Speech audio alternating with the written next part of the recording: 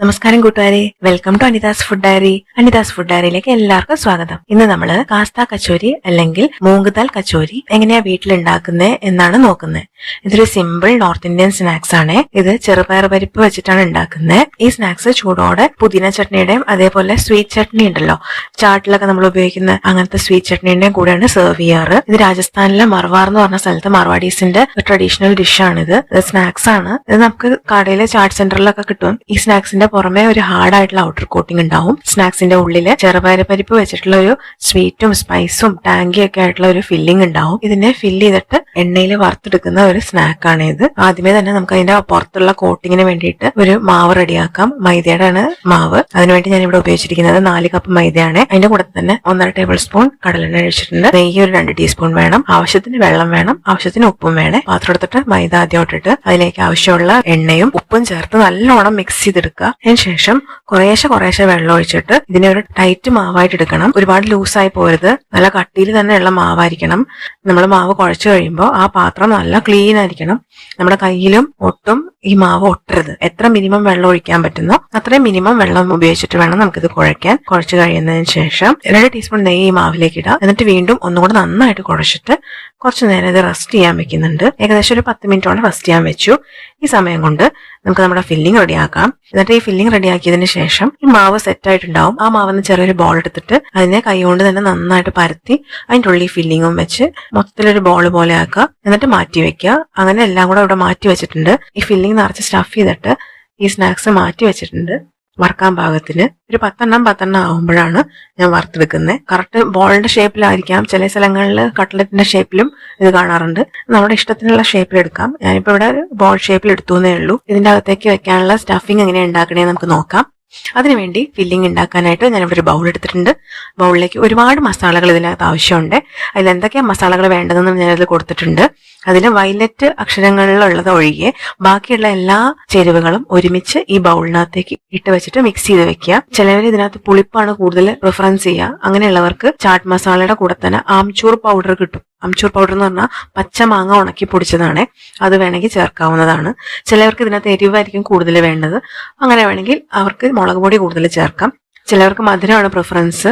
അപ്പൊ അവർക്ക് പഞ്ചസാരയോ അല്ലെങ്കിൽ ശർക്കരയോ കൂടുതൽ ക്വാണ്ടിറ്റി എടുക്കാം. നിങ്ങളുടെ ഇഷ്ടത്തിനനുസരിച്ചിട്ടുള്ള ടേസ്റ്റിന് വേണ്ടിയിട്ട് പുളിയും മധുരവും ഒക്കെ അഡ്ജസ്റ്റ് ചെയ്ത് കൊടുക്കാവുന്നതാണ്. എന്നിട്ട് ഈ മസാല ഈ ബൗളിലിട്ടിട്ട് നന്നായിട്ട് മിക്സ് ചെയ്ത് വെച്ചിട്ടുണ്ട്. എന്നിട്ട് ഒരു പാൻ എടുക്കുക. പാനിലേക്ക് 3 ടേബിൾ സ്പൂൺ ഗ്രൗണ്ട്നട്ട് ഓയിൽ ഒഴിച്ചിട്ടുണ്ട്. അതിലേക്ക് കംപ്ലീറ്റ് മസാല ഒറ്റയടിക്ക് ചേർത്ത് ലോ ഫ്ലെയിമിൽ തന്നെ വെക്കണം. ലോ ഫ്ലെയിമിൽ വെച്ചിട്ട് നന്നായിട്ട് ഇളക്കി കൊടുക്കുക. പൊടികളുടെ പച്ചമണമൊക്കെ മാറുന്നവരേക്കും നന്നായിട്ട് ഇളക്കുക. 1-2 മിനിറ്റ് ഇളക്കിയതിന് ശേഷം നമ്മൾ കുതിർത്താൻ വെച്ചിട്ടുണ്ടായിരുന്ന ചെറുവയറ്റിൻ പരിപ്പാണ്. 100 ml ഗ്ലാസ്സിൽ 1 ഗ്ലാസ് ചെറുവയറ്റിൻ പരിപ്പാണ് ഞാനിവിടെ എടുത്തിരിക്കുന്നത്.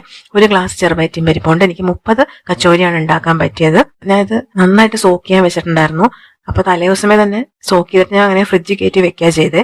അപ്പൊ ആ വെള്ളത്തോട് കൂടിയാണ് ഞാനിപ്പോ ഇത് പാനിലേക്ക് ഒഴിച്ചേക്കണേ. എന്നിട്ട് നന്നായിട്ട് ഇളക്കി കൊടുക്കുക. ലോ ഫ്ലെയിമിൽ തന്നെയാണ് നമ്മൾ വെച്ചിരിക്കുന്നത്. എന്നിട്ട് ആ ലോ ഫ്ലെയിമിൽ വെച്ചിട്ട് ഈ ചെറുപയർ പരിപ്പ് വേവണ വരേക്കും നമുക്ക് വെയിറ്റ് ചെയ്യാം. ഇത് വെന്തുടയൊന്നുമില്ല. പ്രഷർ കുക്കറിൽ കുക്ക് ചെയ്യുകയോ ചെയ്യില്ല. ഇടയ്ക്ക് ചെറുതായിട്ട് തരി പോലെ കടിക്കാൻ കിട്ടും. എന്നാൽ വെന്തോന്ന് ചോദിച്ചാൽ വെന്തിട്ടും ഉണ്ടാവും. അങ്ങനത്തെ ഒരു സ്റ്റേജിലായിരിക്കും ഈ ചെറുപയർ പരിപ്പ് ഉണ്ടാവുക. എന്നിട്ട് വെള്ളം നന്നായിട്ട് വറ്റി വരും. നന്നായിട്ട് ഇളക്കി കൊടുക്കുക. ലോ ഫ്ലെയിമിൽ തന്നെ നമ്മൾ വെച്ചിരിക്കുന്നത്. വറ്റി വരുന്ന സമയത്ത് ഇതിനകത്ത് ഉപ്പ് വരുവും വേവൊക്കെ നോക്കുക. വെന്തോന്നൊക്കെ നോക്കിയതിന് ശേഷം ആവശ്യത്തിന് മധുരം ഇട്ട് കൊടുത്തിട്ടുണ്ട്. എനിക്ക് ഇത്തിരി മധുരമുള്ള കച്ചോരിയാണ് ഇഷ്ടപ്പെട്ടത്. അതുകൊണ്ട് ഞാൻ ഇത്തിരി പഞ്ചസാരയും ശർക്കരയൊക്കെ ചേർത്തിട്ടുണ്ടായിരുന്നു. ഈ സ്റ്റേജിൽ ഞാൻ പഞ്ചസാര ചേർത്ത് കൊടുത്തിട്ടുണ്ടായിരുന്നു. വീണ്ടും നന്നായിട്ട് ഇളക്കുക. നന്നായിട്ട് ഇളക്കിയിട്ട് ഇത് അലുവ പോലെ പാനിൽ നിന്നും ഇളകി വരും. ആ പരുവം വരുന്നവരേക്കും നന്നായിട്ട് ഞാൻ ഇളക്കി കൊടുത്തിട്ടുണ്ടായിരുന്നു. പിന്നീട് കുറച്ച് വേവ് കുറവ് തോന്നിയായിരുന്നു.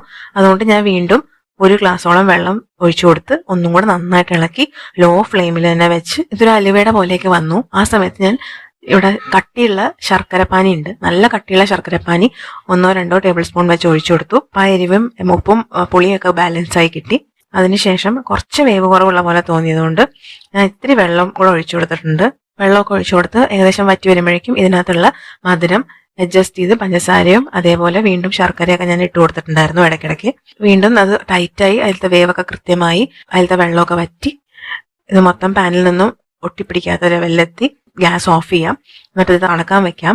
തണുത്തതിന് ശേഷം ഇത് ചെറിയ ചെറിയ ബോളാക്കി എടുക്കുക. ശരിക്കുള്ള റെസിപ്പിയിൽ വെള്ളമൊന്നും ചേർക്കാത്ത വേറെ രീതിയിലൊക്കെ മസാല ഉണ്ടാക്കാറ്. ഞാൻ തന്നെ പരീക്ഷിച്ച് കണ്ടുപിടിച്ച മസാലയും റെസിപ്പിയാണ് ഈ ഫില്ലിങ്ങിൻ്റെത്. അതാണ് ഈ സ്നാക്സിന്റെ പ്രത്യേകത. എന്നിട്ട് ഇത് ബോൾ പോലെ ആക്കിയിട്ട് ഗ്യാസ് ഏറ്റവും ലോ ഫ്ലെയിമിൽ വേണം ഇത് വറുത്തെടുക്കാൻ. സൺഫ്ലവർ ഓയിലാണ് ഞാൻ ഇവിടെ വറുക്കാൻ വേണ്ടി ഉപയോഗിച്ചത്. എന്നിട്ട് ലോ ഫ്ലെയിമിൽ 10 ഒരുമിച്ചിട്ടിട്ടാണ് നമ്മൾ വറുത്തെടുക്കുക. വറുത്തെടുക്കുമ്പോൾ പ്രത്യേകം ശ്രദ്ധിക്കുക, ഗ്യാസ് ഹൈ ഫ്ലെയിമിൽ വെച്ച് കഴിഞ്ഞാൽ ഉള്ളിൽ വേവില്ല, പക്ഷെ പുറമേ ഉള്ള ലെയർ മാത്രമാണ് ഇത് വെന്ത് കിട്ടുള്ളൂ.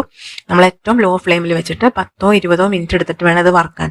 അതുകൊണ്ട് തന്നെ ഒരു ബാച്ച് ആവാൻ തന്നെ ഏകദേശം 20 മിനിറ്റ് ആയി. അങ്ങനത്തെ 3 ബാച്ചിൽ 10 വെച്ച് 30 കച്ചോരിയാണ് ഞാൻ ഇതിനകത്ത് ഉണ്ടാക്കിയത്. ലോ ഫ്ലെയിമിൽ വെച്ചിട്ട് ചെയ്തില്ലെങ്കിൽ പ്രഷർ കാരണം തനിയെ ഇത് ഉള്ളിലത്തെ ഫില്ലിംഗ് ഒക്കെ പുറത്ത് വന്ന് പൊട്ടിത്തെറിക്കും.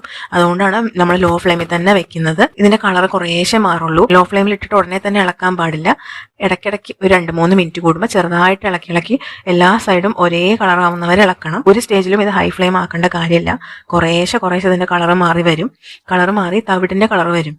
ഇളം ബ്രൗൺ, ഗോൾഡൻ ബ്രൗൺ കളറൊക്കെ വരുന്ന സമയത്ത് നമുക്ക് അതിലത്തെ എണ്ണയൊക്കെ മാറ്റി വറുത്ത് കോരി വെക്കാവുന്നതാണ്. ഇതിന്റെ പ്രത്യേകത എന്താണെങ്കിൽ ഒട്ടും എണ്ണ കുടിക്കില്ല. നമ്മളെ ലോ ഫ്ലെയിമിലാണ് വെച്ചിരിക്കുന്നുണ്ടെങ്കിൽ പോലും ഒട്ടും എണ്ണ കുടിക്കാത്ത സ്നാക്സ് ആണ്. വറുത്ത് കഴിയുമ്പോഴും നമ്മൾ ഒഴിച്ച എണ്ണ അതേപോലെ തന്നെ ഉണ്ടാവും. പിന്നെ ഇത് ചൂടോടെ കൂടെയാണ് എല്ലാവരും സെർവ് ചെയ്യാറ്. കടകളിൽ ഇതിനെ സ്വീറ്റ് ചട്നിയും പുതിന ചട്നിയൊക്കെ വെച്ചിട്ടാണ് സെർവ് ചെയ്യുക.